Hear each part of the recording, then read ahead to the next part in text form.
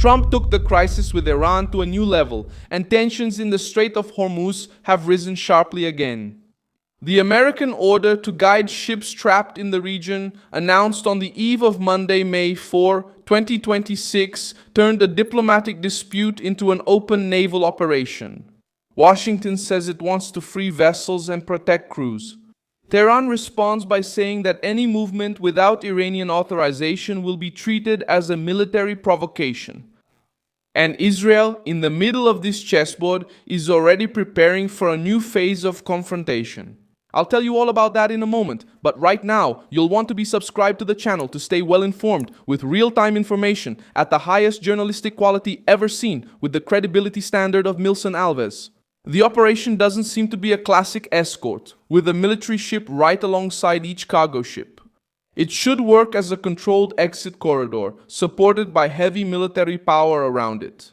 The United States Central Command reported support with 15,000 military personnel, more than 100 aircraft based on land and at sea, guided missile destroyers, drones, and warships.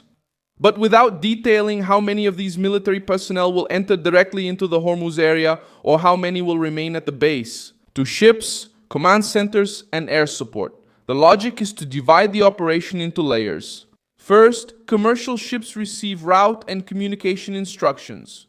Then they proceed through a passage further south in Omani waters within a heavily secured area of Hormuz. At the same time, planes, drones, and radars monitor fast Iranian boats, mines, coastal missiles, and movements of the Revolutionary Guard. In the end, destroyers and other American ships are ready to react if there is any attempt at blockade, boarding, or attack. In other words, Trump doesn't need to put a soldier on every cargo ship. He uses American force as an umbrella, surveillance in the sky, naval presence at sea, communication with authorities in Oman, and the threat of immediate response against any Iranian interference. The AP reported that the United States has not yet specified exactly what kind of assistance will be provided, but mentioned the possibility of destroyers, more than 100 aircraft, and 15,000 troops. Reuters also reported that Central Command mentioned warships, drones, and aircraft as support for Project Freedom. In practice, if I were to speculate based on military logic, the operation should divide the assets into three groups. A small group stays closer to the commercial ships, handling coordination by radio, route, and identification. It can involve patrol ships, helicopters, drones, and liaison teams, not necessarily large destroyers alongside the cargo ships all the time. A second group stays in a covering position, with guided missile destroyers capable of air defense, missile defense, and response against targets at sea. These ships serve as a direct warning to Iran that an Iranian attack attempt could turn into a confrontation with the American Navy. A third group operates farther away, from bases and air platforms, with surveillance planes, refueling aircraft, fighter jets, reconnaissance drones, and command centers monitoring every movement. Of the 15,000 military personnel mentioned, most will probably not be providing visible escort in the strait, but supporting the entire operation: intelligence, maintenance, air defense, logistics, pilots, transportation, crews, drone operators, communications, naval teams, and command. The most sensitive part is the threat of mines along the old routes.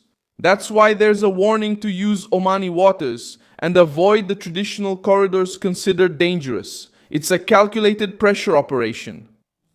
Commercial vessels travel along a more protected route, while American military assets remain ready to turn any action by the Revolutionary Guard into justification for a tougher response. Iran reacted in the same tone. The Iranian Navy stated that it had warned an American vessel near Jask and said it would not accept foreign military presence without prior coordination. A US official denied Iranian reports about an attack on an American ship, and Reuters reported that it could not independently verify Tehran's version. Even so, the incident shows the extent of the risk. All it takes is a miscalculation, a misunderstood order, or a vessel moving a few kilometers further to turn tension into direct confrontation. At the same time, Trump made it clear that the proposal sent by Tehran was not well received. Iran presented a 14-point plan trying to ease the pressure, calling for the withdrawal of American forces from around Iran, an end to the blockade, and the release of frozen assets, payment of compensation, lifting of sanctions, and a new formula for the Strait of Hormuz. But Washington refuses to separate the reopening of Hormuz from the Iranian nuclear and military programs. For Trump, it doesn't make sense to ease the pressure if the regime keeps using the strait as a political weapon. Trump wants a strategic surrender, not just a pause for the regime to catch its breath. Israel is watching every move. According to reports linked to the Israeli press, security officials are already preparing for the possibility of the conflict resuming if the negotiations collapse. Channel 12 reported that Israel is considering scenarios of new American attacks against Iranian energy, gas, and state infrastructure facilities. There are also reports that the head of U.S. Central Command, Brad Cooper, is expected to present military options to Trump, including brief, powerful strikes to increase pressure on the Iranian regime. The Israeli celebration doesn't need to appear in a public statement to be noticed. It is in the preparations, in the military coordination, and in the understanding that Iran has reached a point of exhaustion that it may not be able to hide. The naval blockade is also hitting Iran's finances. According to a report by Anadolu, based on an assessment from the Pentagon and initially cited by Axios, the American blockade is estimated to have cost Iran about $4.8 billion in oil revenue. Another report pointed out dozens of oil tankers stranded and millions of barrels unable to be shipped. On the military side, Washington is speeding up preparations. The United States approved $8.6 billion in arms sales to Middle Eastern allies, including Israel, Qatar, Kuwait, and the United Arab Emirates. The Trump administration used an emergency justification to speed up the transfers without the usual congressional review. This kind of decision shows that the White House is not treating the crisis as a temporary blip. When air defense, munitions, and protection systems are included in the package, the message is that Washington expects an Iranian reaction and wants its allies to be ready. Another point that worries Europe is the movement of American troops. The Pentagon announced the withdrawal of about 5,000 soldiers from Germany in the coming months, amid tensions between Trump and European allies over the war against Iran. NATO asked for explanations, and European leaders began to speak more strongly about the need to take responsibility for their own defense. For Trump, the message is direct. Those who don't help Washington during the pressure campaign against Tehran can't expect American protection without a political cost. This withdrawal from Germany also carries a message for the European Union. For years, many European capitals got used to relying on the American military umbrella while criticizing Washington's decisions. Now, with the conflict in the Middle East consuming attention, resources, and ammunition, Trump is using the American military presence as a tool of pressure. The result is a sense of alarm within NATO. The war against Iran is not only affecting Hormuz. It's shaking the security architecture that has supported the West for decades. The pressure on the US Congress is also increasing. Some Democrats accuse Trump of dragging out the war without clear debate and compare the current risks to past mistakes made by the United States in prolonged conflicts. Even so, Trump seems to believe that presidential authority in limited military operations still gives him room to act. The problem is that the longer the crisis lasts, the higher the political cost will be within the United States. Expensive oil, nervous allies, deployed military forces, and stalled negotiations can turn a show of force into domestic strain. Even with this risk, Trump seems to believe that backing down now would be worse. If the United States accepts an Iranian proposal without real opening of Hormuz and without guarantees about the military program, Tehran could present the pause as a victory.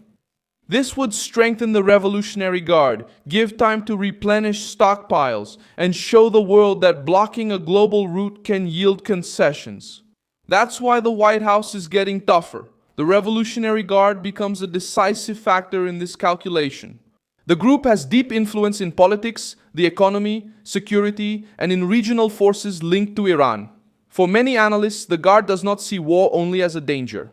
It can also see confrontation as a way to keep the country mobilized, silence internal pressures, and justify economic sacrifices. When the regime faces inflation, falling revenue, and social pressure, external tension becomes a political shield. But this shield can turn into a trap if the American attacks are intensified.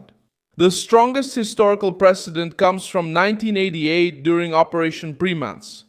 That year, after an American frigate was hit by a mine in the Persian Gulf, the United States Navy attacked Iranian targets, including platforms used for military purposes and Iranian Navy vessels. The operation demonstrated an old rule of the region: when Tehran directly challenges freedom of navigation and strikes American interests in the Gulf, Washington may respond. Força naval rápida.